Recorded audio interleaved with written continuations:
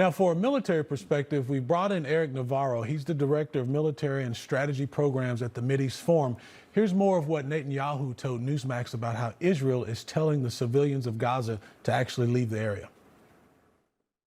Leave the war zone. You know, we send them text messages, telephone calls, millions, pamphlets.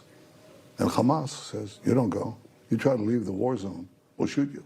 And they shoot them because they want the pictures of dead civilians that they are causing put on Israel's head. And that's what you get in TikTok and the social media. It's pathetic. They've turned the Gazans into human shields. Yeah.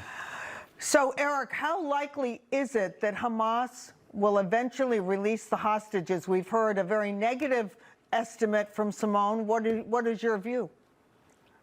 Unfortunately, I have to echo Simone's analysis there. I've been very negative on whether or not they would release the hostages throughout. It's kind of tough stuff. The Israelis had, going into after October 7th, two war aims. They stated it. One is obviously to destroy and defeat Hamas. The other was to get the hostages home. Those two are in conflict and always have been, because they limit, when you're worried about getting the hostages back, it limits your war, the way you conduct things. On top of that, like you said, Hamas wants the pictures of dead Palestinian civilians. So they hide amongst them, they hide the hostages amongst them, and they want the Israelis to attack them and kill the civilians for those pictures, for the you know, the propaganda effect that it has. And you're seeing it throughout the Western world. When, you know, your previous segment was discussing Zohar Mamdani, when you have major political candidates saying globalize the intifada, Hamas sees that and thinks that it's winning the propaganda war. I think you're right, Colonel. So, Colonel, I do want to ask you about Iran, though. Obviously, that overwhelming force that we used to take out their nuclear capabilities was a big part of the recipe for peace there. How much of that, in your opinion, sent a strong message to China? We know that Iran's, you know, most of their military capabilities and weapons actually came from China.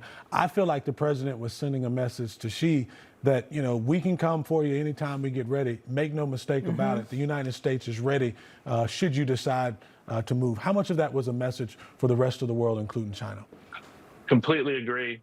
President Trump reestablished peace through strength by demonstrating strength, and then reestablished strategic deterrence.